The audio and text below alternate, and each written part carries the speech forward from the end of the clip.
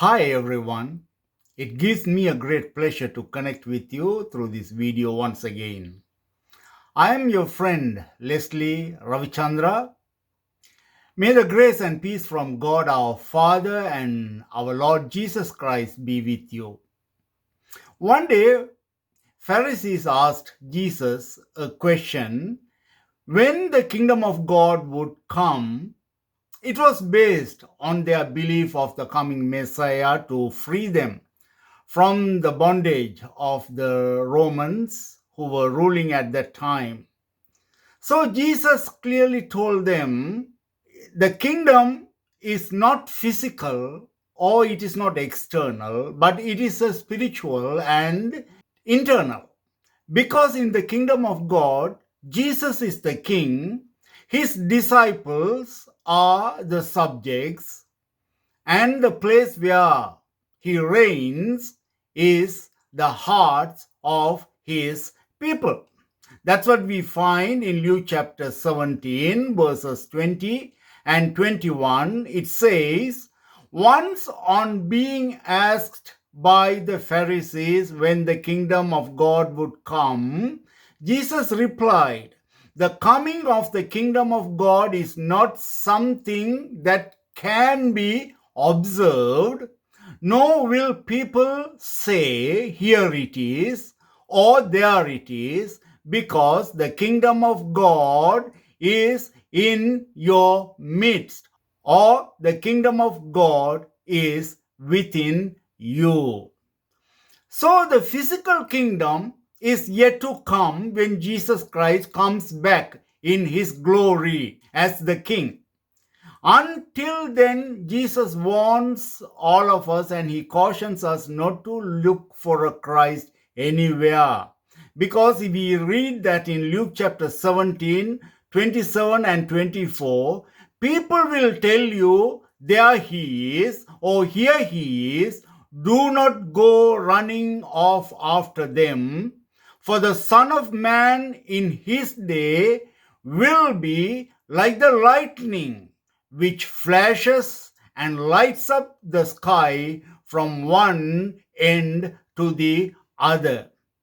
But regarding his coming, Jesus gave some clear signs to understand when he would return, and he clearly said, as in the days of Noah and as in the days of Lot. So, as in the days of Noah means what? When we read Genesis chapter 6, verses 5 through 7, the Lord saw how great the wickedness of the human race had become on the earth, and that every inclination of the thoughts of the human heart was only evil at all the time.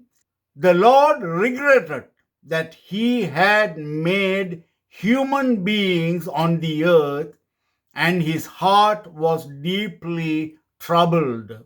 So the Lord said, I will wipe from the face of the earth the human race I have created.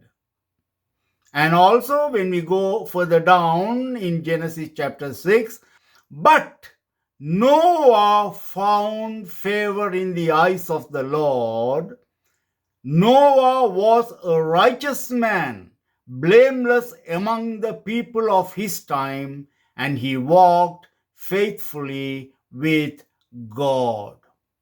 So God was thoroughly disappointed with human being of that time of Noah.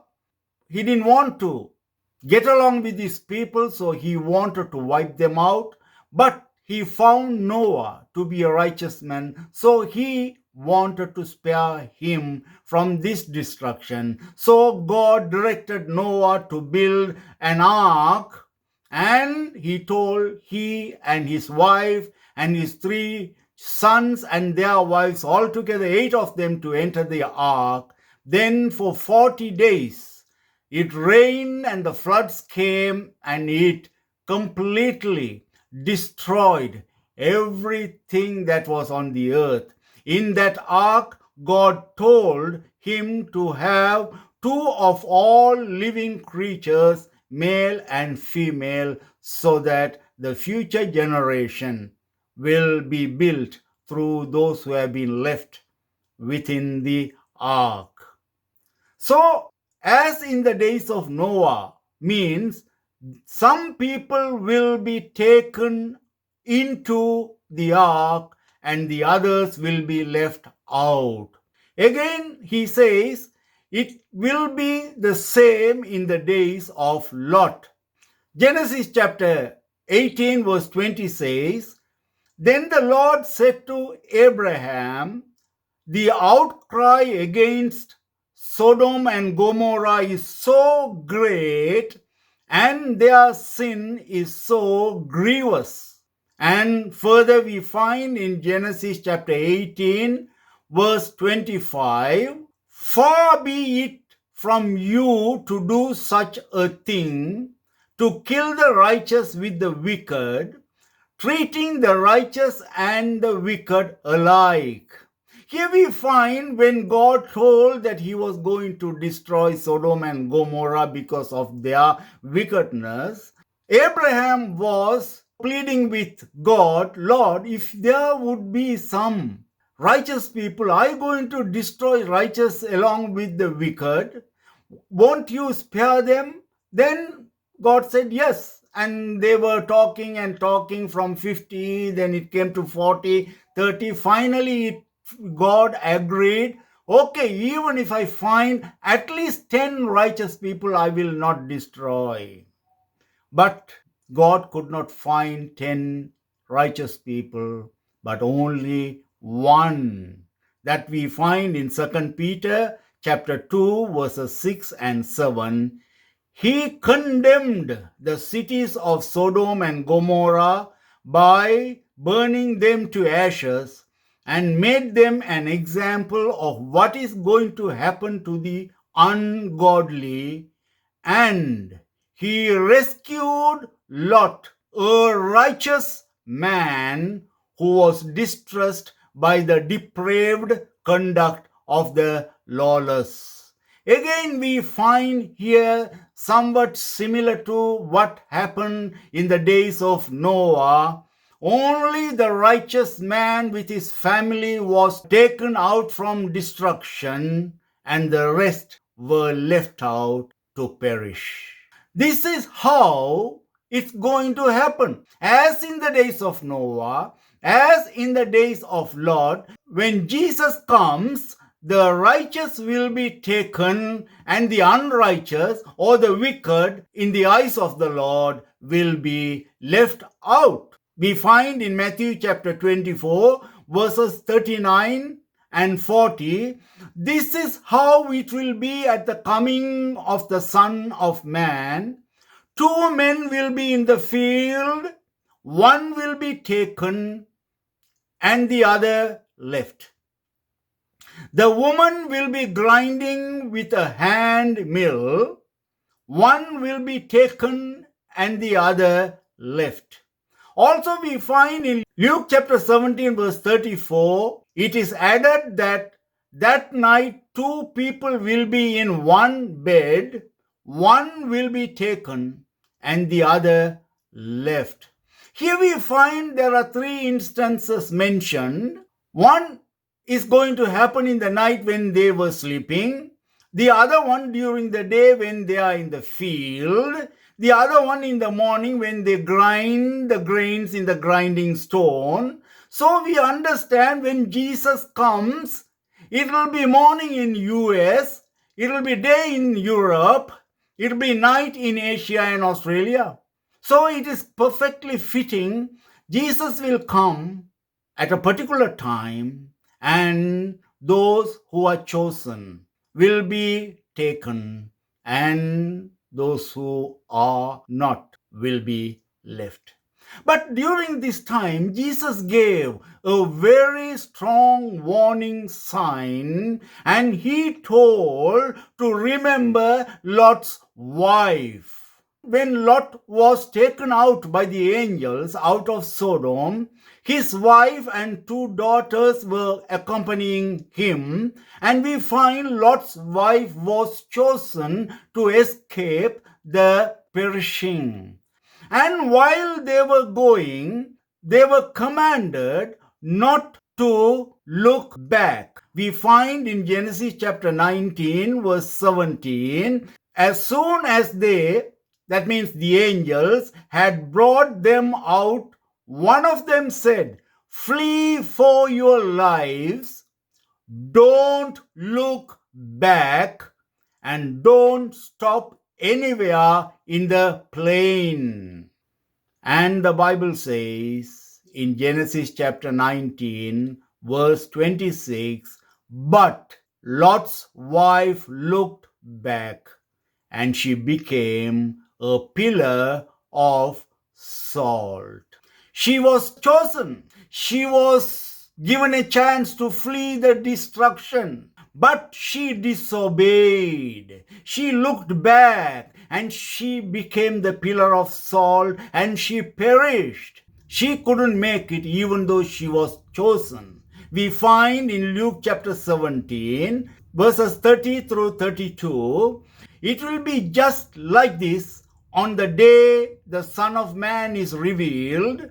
On that day, no one who is on the housetop with possessions inside should go down to get them. Likewise, no one in the field should go back for anything. Remember Lot's wife." Why did Lot's wife look back? Her heart and her desires were hooked in Sodom, and she was grieving that she was leaving, and that made her to disobey the command of the angel, and she looked back and lost the privilege of escaping the perils, and thus she became the pillar of salt. And here Jesus was emphasizing the same thing. Hey, when this time comes, those who are on the housetop, see to that you are not going back. Those who are in the field, see to that you are not going back, because you will miss the privilege of being taken. Otherwise, you will be left out. Jesus was emphasizing again and again, if there is some pulling force that prevents our leaving or going forward, see to that you don't yield to that force. The greatest temptation for many is the love of the world, its possessions, its pride, its pleasure, and we can name so on and so forth. 1 John chapter 2 verse 15 and 16 says, "Do not love the world or anything in the world. If anyone loves the world, love for the Father is not in them. For everything in the world, the lust of the flesh, the lust of the eyes, the pride of life, comes not from the Father, but from the world." Mind you, this is written to the Christians. The warning is crystal clear. We are not to be held back or hooked into some trap to lose our goal. One day a ship came closer to a harbor, and the sailors wanted to go out for a night out. So they arranged a boat to take them to the harbor and told them, "Hey, you go out, but you are supposed to return by 4 o'clock so that we can take you back. And if you don't return before 6 o'clock, we would leave." So they went out. 4 of their soldiers went into a bar and started drinking, and they drank so heavily. They came around 4 o'clock by the time the boat had gone.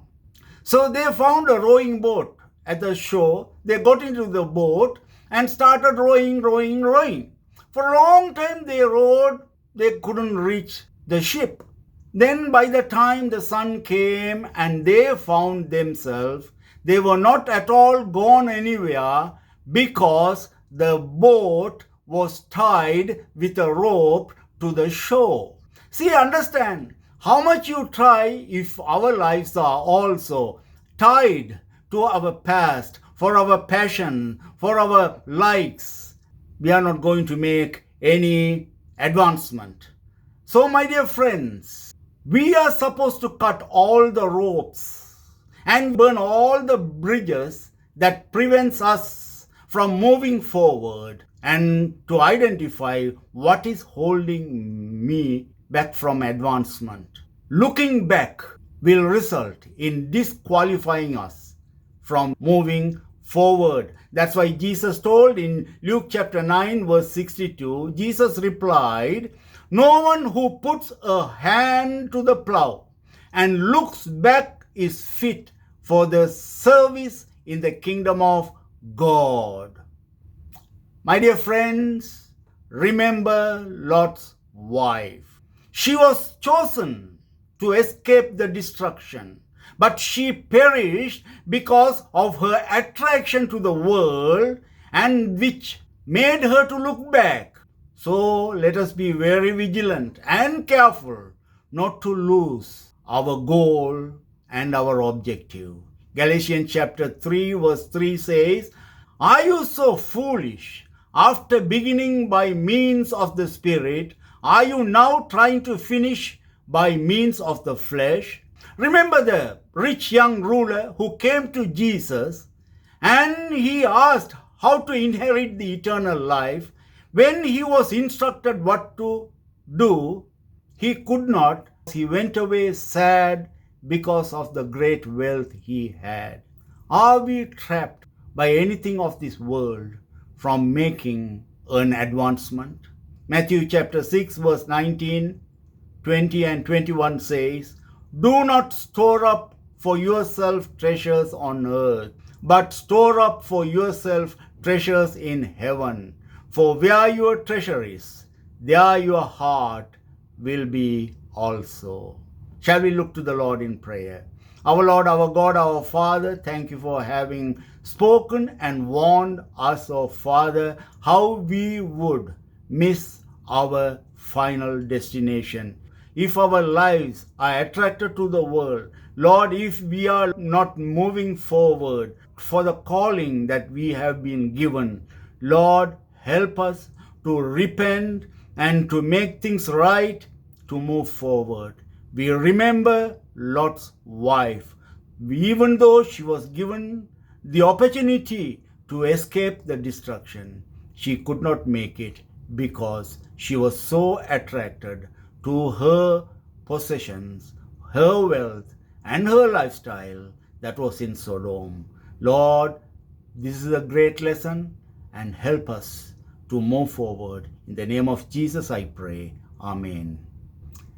Thank you, my friends, for having watched this video. Until we meet again through another video, may the grace of our Lord Jesus Christ be with you, and the presence of God go with you.